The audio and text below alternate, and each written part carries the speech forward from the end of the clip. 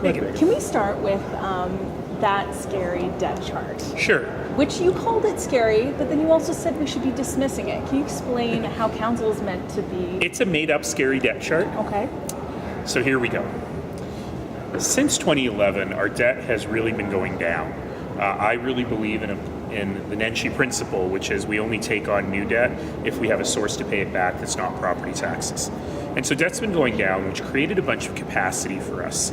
We stepped into that capacity to build the Green Line. So the 1/3 of the Green Line that is the city's portion is paid out through 30-year debt. So it'll increase our debt for a long period of time, but it has a source of funding to pay it back.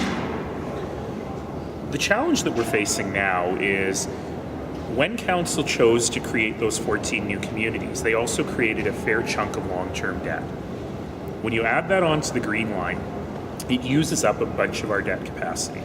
So when you look at the various other projects that are being talked about, ranging from a new convention center at the BMO Center at Stampede Park, to a potential event center, to the Olympics themselves, these things pile on.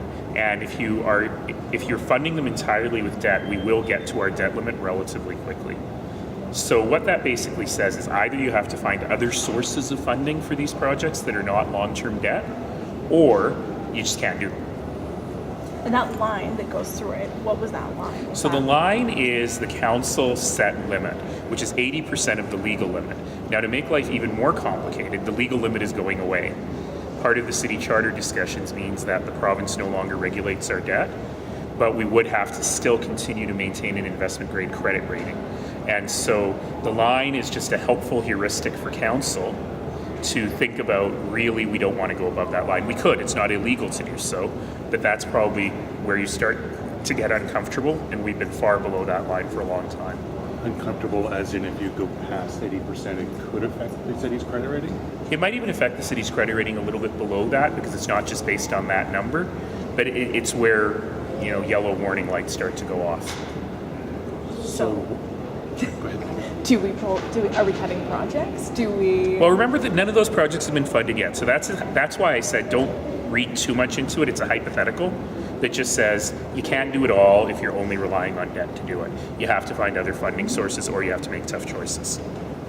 So for Calgarians, what's the figure in terms of, like you said, we may not be able to afford to build all of it. What's the maximum dollar amount we can afford? That's a very good question that I wish I had an answer for. Our current debt is in the $3 to $4 billion range, and what we'd be looking at if we did all of it would be almost doubling that number. That includes the Green Line, which is already accounted for, and the new communities, which are already accounted for. And if we are successful with an Olympic bid, how much room does that leave for other things? Well, it all depends on how you fund that Olympic bid.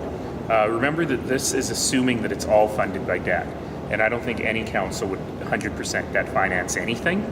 So it's all about where you get different grants, what different sources of cash on hand you might be able to use to fund these things. So, the point being that it's not just I want to do this, and this, and council can approve it all. We have to find funding sources. Speaking of which, on the revenue side, so how does the uncertainty over the future of MSI, or whatever replaces MSI, we call it the factor fiscal into this? framework? Well, we have some guesstimates in there about what the fiscal framework would look like, and frankly, the fiscal framework that we're talking about wouldn't actually start until 2020 or 2021, so the end of our budget cycle anyway. So it's not impacting our short-term forecasts very much, because we are already anticipating a pretty big decline in capital funding. That said, it's really important to get the fiscal framework finalized, and to get it finalized this autumn. It's important for the long-term planning for the province, but also important for the long-term planning for the city. How willing is the province to come up with a new plan, considering what they're going to be going through for the next 6 months, 7 months? There's so much. Well, if I were a political animal, which I am, I would suggest that this would be a great political victory to finalize this agreement with Calgary and Edmonton before a provincial election. And my sense is the province feels that way too. There's been a little bit of stop and go on this one, but I'm still optimistic we'll get there. optimistic. I guess I put that in the light of a provincial budget. I think of the provincial government perhaps trying to sweeten the pot before a provincial election, that they wouldn't do this until they have a budget. But remember that this would have nothing to do with the next fiscal year, so it really wouldn't play into the budget. It's more of a long-term project. So if I were the province, and luckily I'm not, I would have a very aggressive legislative agenda for this autumn before the election, and I try to include this on that agenda. If the province doesn't do that, let's say by the end of this year, what does that do to your 4-year budget plan? We can still pass our budget for next year without too much trouble, because that really impacts the latter years of our 4-year cycle. That said, if I don't have real good indications by the end of the year, I'm starting to get twitchy. We good on that topic? I would ask you another topic. That was, what now? Oh, the whole issue of the severance payments or the retirement allowances. Sure. You mentioned in a scrum last week, no, it was the week before, I guess, before you went to China, that you had some questions, you weren't happy with the answers that had provided. So what is the future of that particular program? So what Council agreed to do last night was hire an external consultant to really look at our whole total rewards package and make sure that we've got a real good sense of everything that's going on. So for example, on that particular retirement severance, some people say, and I put that in air quotes, the reason that was brought in is because there was a point when we were hiring people where they didn't get any vacation entitlement for their first year.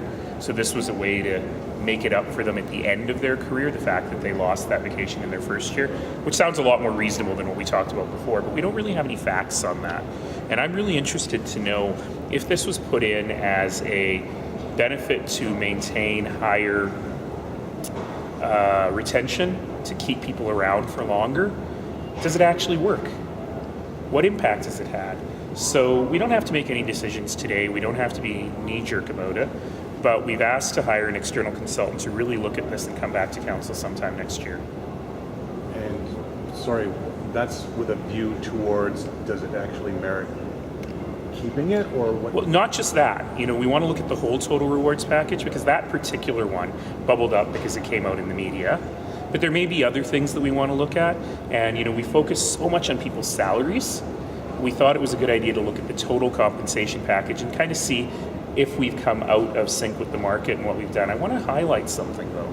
For non-union staff, this is what has happened to them over the last few years. They've had a pay freeze for more than 3 years.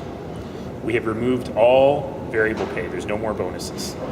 We have removed all performance pay. There's no raises if you're doing a great job. And we've frozen economic raises. We've also removed overtime. We've removed discretionary spending on things like meetings. We've really sharply reduced that. And we've frozen a bunch of their benefits packages. So the quote-unquote managers at the city, the folks who are not in union, have actually been giving back a lot, in the tens of millions of dollars out of their pockets. So it really is a good time for us to look at the whole salary package and make sure we're still being competitive as the economy starts to turn around. So if the average tenure of the person actually collecting it right now is at 27 years, is that they're staying because of that payment, or you don't That's know? the part that I don't know, and that's what I hope that the external consultant will help us figure out. When might we know, and would it come back in a set of recommendations? Yeah, but probably not for a while. This is actually really complicated stuff.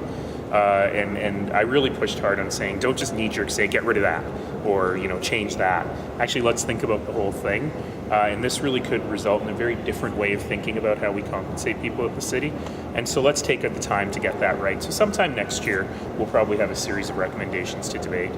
And would that stay over and above the contract negotiations? Because currently it's not part of the contracts, right, for the union. So that's actually kind of a weird question, and I'm not a labor expert. It's not a weird question to ask. It's a good question to ask. The answer is weird. I'm not a labor expert, but what I understand about this is that even if something's not written in the collective agreement, but it is a customary part of compensation, it's written into that discussion. So there's a lot more complicated issues here as well. Yeah, I just wonder if at some point the decision is made to take it away, then does that mean that the demands of the contract bargaining table go up? There may well be. There may well be.